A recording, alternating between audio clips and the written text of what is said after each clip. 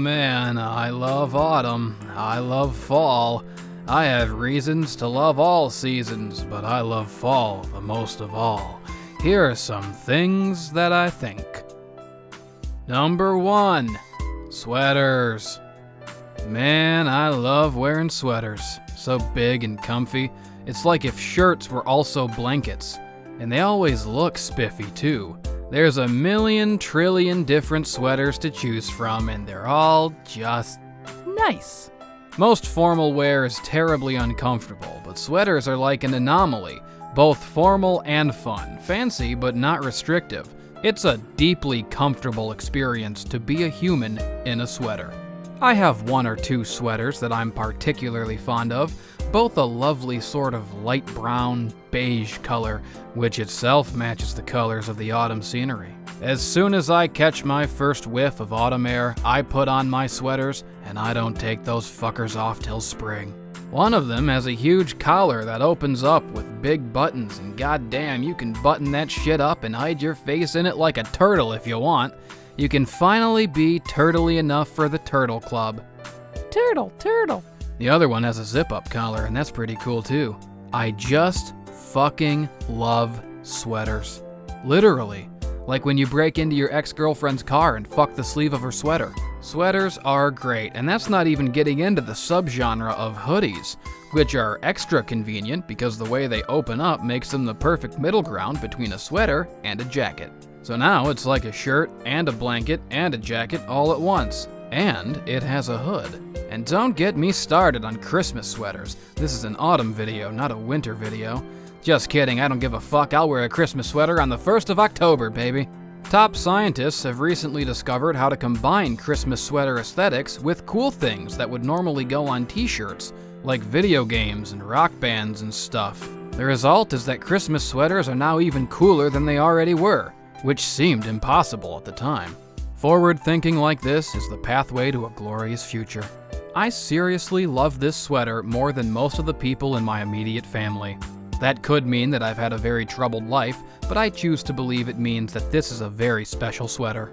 I don't even know how long I've had it. I've just worn it every year for as long as I remember. And every time autumn rolls around and the temperature becomes right to break out that special sweater again, it's like Christmas in September. Toasty.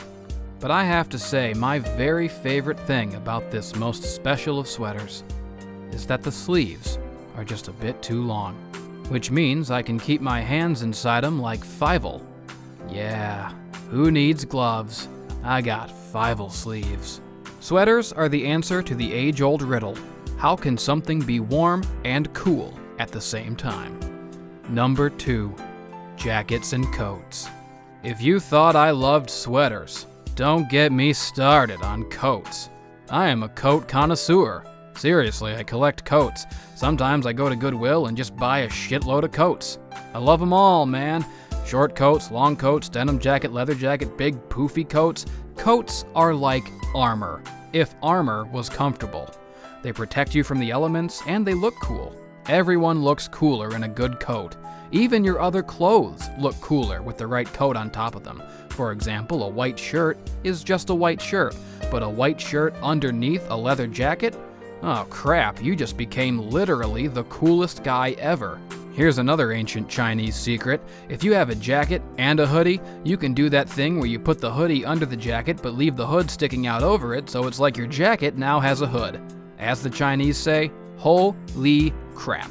That right there is a look that says, I'm a strong and athletic man who plays basketball at the rec center, but also I'm handsome and have good people skills, and probably have my own place. If it weren't for summertime and global warming, I would never take off my coat. What we need is global cooling. We have the technology. We can encase the Earth in a weather dome, so it's always autumn weather everywhere. Nah, on second thought, that's too much of a good thing. If you've ever had a really great coat, you know it almost becomes a part of your identity. You can recognize people by their coats if they have one they like enough to wear often. This is my favorite coat, although technically it's the second version of this particular coat I've owned, like Snowball 2. Even though Snowball 2 is technically the 5th version of Snowball as of episode 332, I Dobot, or as it's technically written, I Annoyed Gruntbot. Well, eventually I got too fat for that jacket and I had to move on to others. I found some good ones over the years to be sure, but nothing ever compared to my old leather jacket, and I could never find one exactly like it. Until one day I happened to be in, of all places, a sporting goods store. Yeah, what a weird place for a good jacket, but there it was. Basically the exact same jacket, except this one had a fluffy inside, so it was even cooler than the original one. Best of all, they had it in a larger size for my new fat body. I dubbed this jacket Snowball 2. Number 3. The air smells different. This one isn't just about fall, but also the other seasons too. You ever notice how when the season finally changes, you go outside and you can just tell by the way the air feels and smells? What the hell is that? I mean, it doesn't make any sense if you think about it. The Earth doesn't really change exactly according to the calendar. We made that shit up. So you'd think if the air was going to change, it would happen so gradually you don't notice. It wouldn't just suddenly shift on a certain day. But I swear that's how it happens. You go outside one day and everything feels normal, like it's still summer, but then the next day you go outside and it just hits you all at once. The air goes in your nose and fills your lungs and dances on your skin, and you go, oh fuck, it's autumn. Hell yeah. That's the best. Number 4. Stuffing, cranberry, corn, and meat. Stuffing, cranberry, corn, and meat. Stuffing, cranberry, corn, and meat. And don't forget the green beans. Stuffing is an anomaly of the universe. Nobody knows what it is or what planet it comes from. Nobody knows why it only seems to show up around the holidays. All anyone knows is that it's the greatest delicacy that exists in this dimension. If stuffing was available all year round, we'd all be looking like Wally fats. We'd be so full of stuffing, it'd be coming out of our asses and dick holes and pussies just like how it hangs out of the turkey. People wouldn't even need to wear pants anymore. The massive wall of stuffing hanging out of their holes would cover their shame like a lumpy kilt. For centuries, people have wondered why Thanksgiving doesn't have a holiday mascot, like Santa Claus for Christmas, or this horrifying Easter Bunny Jesus hybrid monster from the movie Holidays for Easter. Well, from now on, I decree that there is a Thanksgiving guy. He's called the Stuffing Man. Together with Chief Mays and Captain Cranberry, they form a turkey-slaughtering trio of holiday helpers, filling your plate and blessing you with family din-din every goddamn year. How awesome is the cranberry? And I mean awesome in the biblical sense. It fills you with awe like something holy. Just look at it. What the hell even is it? Is it some kind of fruit? Have you ever seen a cranberry tree? Do they look different in nature? Or do they just grow from the tree conveniently shaped like cans with the little ridges and everything? Yes, of course they do. So now you've got your plate, and what a beautiful sight it is. You've got your big slabs of meat, your corn, your mashed taters, your stuffing, your little cranberry slice, your can of Vernors to wash it all down, and of course, the green beans. Number 5. Donuts and cider and pumpkins and shit. I mean, not literal shit, but, you know. Like when you say ant shit, you mean like and all the other shit too. There's nothing like going to the dang old cider mill, running through the apple trees, throwing rotten apples at Old Man Crowley's barn, running for your fucking life when the spooky scarecrow comes to life at night and starts killing people.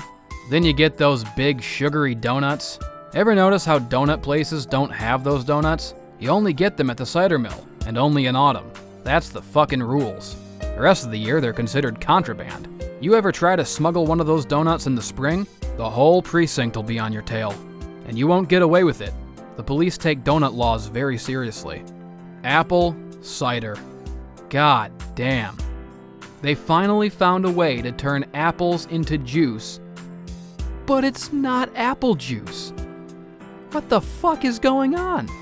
Apple cider and apple juice are totally different, and nobody understands why. Don't explain it to me. I don't want to ruin the magic, okay? I don't want to talk to a scientist. Y'all motherfuckers are lying and getting me pissed. I choose to believe that when the spooky scarecrow comes to harvest your blood and reap your life, if he catches you, you offer him an apple. Soothed by your offering, instead of hanging you up in his place, he disappears among the trees and returns to you with a big jug of cider. Apple juice, on the other hand, is just processed year-round by overworked immigrants down at the diarrhea factory. Pumpkins are so cool, there's a whole damn holiday about them. Don't get me started on Halloween, that's like a whole video by itself, but do get me started on that mysterious dish known as pumpkin pie. What the hell is pumpkin pie anyways? I mean, it's not like a cherry pie or an apple pie where there's a layer of crust and you can clearly see the cherries or apples underneath it. No, the pumpkin pie is all pumpkin. But it doesn't look like pumpkin, it looks like brown butt meat. This is a pumpkin. Big orange guy full of slimy guts. Where the hell is the pumpkin pie part of the pumpkin? Does it even come from a pumpkin? I'm skeptical myself. It looks like space paste. Maybe it comes from the future, where pumpkins have evolved into living creatures with sweet, tender, meaty butt cheeks. There's all kinds of pumpkin-flavored stuff, and I guess they taste like pumpkin, but nobody really knows for sure, because it doesn't logically make any sense. You would never just bite into a pumpkin, and if you did, do you really think it would taste like that? Again, I find myself highly skeptical. But speaking of pumpkin-flavored stuff, here come the pumpkin spice lattes. Oh yeah, people love to complain about these, like they think it makes them an enlightened free thinker or something. At this point, people getting excited for pumpkin spice lattes are dwarfed in quantity by the amount of smug contrarians whining about them. These fart-sniffing D-bags act like people liking pumpkin spice lattes is an epidemic, like it's so insufferable or somehow phony. And then they sit there on Facebook all season, composing their spicy opinion pieces on all the mindless sheeple blindly following the trend of enjoying delicious coffee? Get fucked. Let people enjoy things, you arrogant piece of shit. Pumpkin spice lattes are a part of autumn, and autumn rules.